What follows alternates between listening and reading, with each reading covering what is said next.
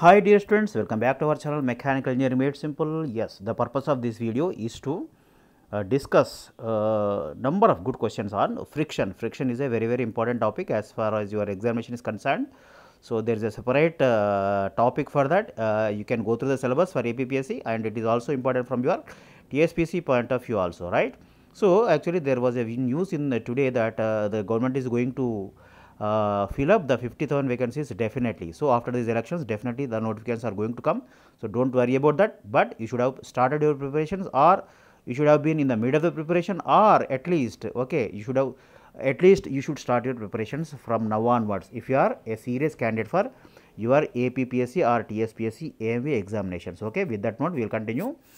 So, the limiting friction between two bodies in contact, let us say, okay, it is going to depend upon what? Is it the nature of surfaces or shape of them? Or now your answer, what is your correct answer? Okay, is it both 1 and 2? Is it none of 1 and 2? Is it only 1? Is it only 2? So, it is going to depend upon both 1 and 2. That is, the limiting friction between two bodies in contact is going to depend upon nature of surfaces and also shape of them. So, your answer is A. Okay, right. Next question. The dynamic friction between two surfaces in contact varies as. So, here the dynamic friction is not of velocity, the relative velocity between the bodies. Okay, so it is independent of velocity. So, what should be your answer? It should be D. But all these three are given only to just to misguide you. Varies as square of velocity, varies as velocity, varies as square root of velocity, and of course the last one is not dependent upon the velocity. So, your answer is D. Independent of velocity. Your answer is D. Next, the tangent of angular friction is equal to, you know that angular friction, let us say phi, then mu is equal to tan phi. You know that is tan phi, the tan of angular friction is going to give coefficient of friction. So, you can see the confusion. Okay. So, is it tangent of coefficient of friction, or is it coefficient of friction? Of course, that is the answer. And is it frictional force? Now, all these are just look to be same. Okay, but they are not same, right? Then normal force acting, you may definitely sure you may be sure that it is not the normal force, but you got a confusion between first three bits. Okay, so definitely the tangent of angular friction is going to give the coefficient of friction mu, tan phi is equal to mu. Your answer is B. Next question. If the pitch and diameter of a screw are halved, then the value of angular helix of screw will. Okay, so the tan alpha, if alpha is the angle of helix, then tan alpha is equal to P by pi d, where P is the pitch and D is the pitch circle diameter of the screw. Then because both P and D are halved, okay, so definitely it is not going to have any effect on the tan alpha or alpha. So, tan alpha is equal to P by pi d. So, okay, in the second case it is P by 2 by pi into d by 2. So, both will get 2 will get cancelled and it is going to remain the same.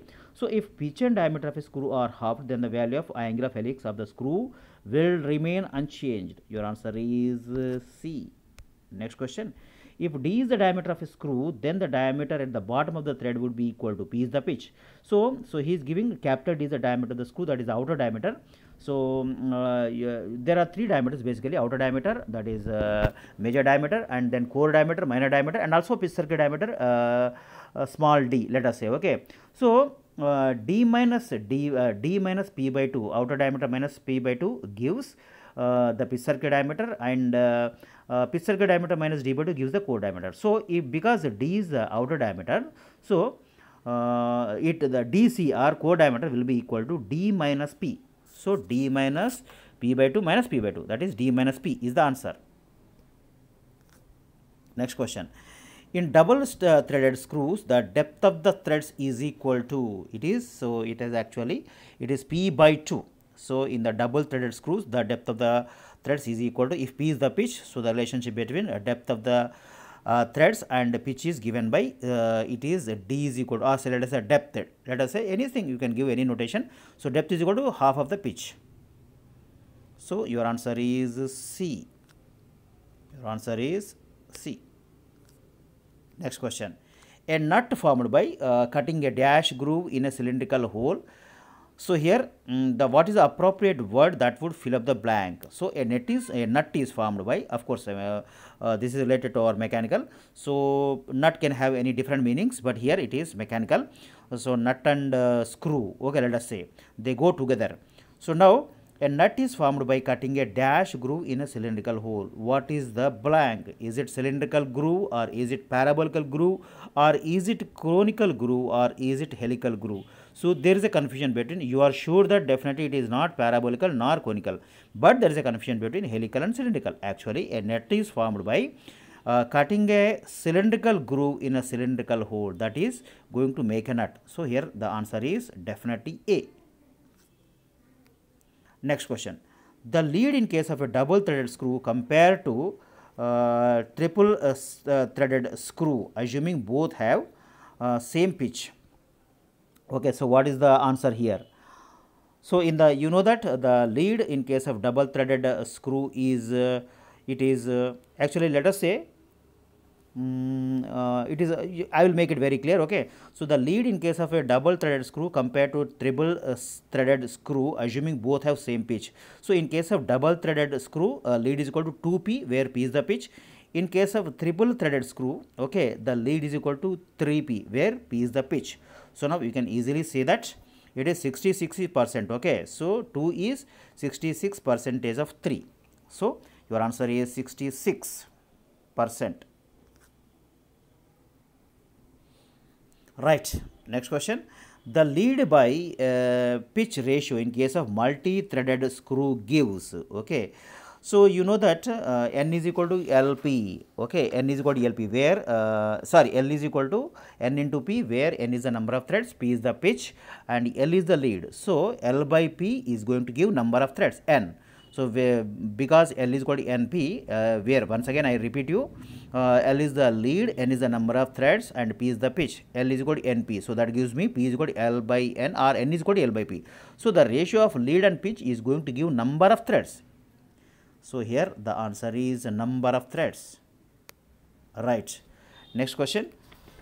So this is the last question, boys. So once again my request. So I have started my channel very recently. I have made number of videos for you, especially for you from your competitive examinations point of view, AMBI, AEE, and also some GATE videos are also there. So please watch my playlist.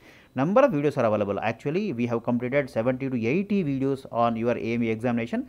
We have completed, we are almost reaching 800 bits. So your number of questions will be crossing 1000 bits most probably, I think so. Okay, right? So those who have already started preparation, they can check knowledge, they can check your knowledge, and those who are yet to start the preparation, they can start, okay, by taking them as a reference. And those who are in the mid of preparation, they can check their depth of the knowledge and cross check their knowledge. Okay, so if you sincerely feel that my videos are helping you in reaching your goal, or helping you in reaching your target, or they are helping you to improve your subject, so please subscribe, like, comment, and share my channel. With that request, let us go to the last question for today. In screw jack, tan alpha and tan phi are equal to respectively. So in you know that just now I talked about tan alpha is equal to P by pi d, and tan phi is equal to mu. Yes or no? Tan phi is equal to, where phi is the friction angle, so mu is the coefficient of friction. So tan alpha is equal to P by pi d, and tan phi is equal to mu. So your answer is D. Okay, boys. So yes, we will stop here. So we have discussed very important questions for your friction. Friction is a very important topic from your service point of view, as also your examinations point of view.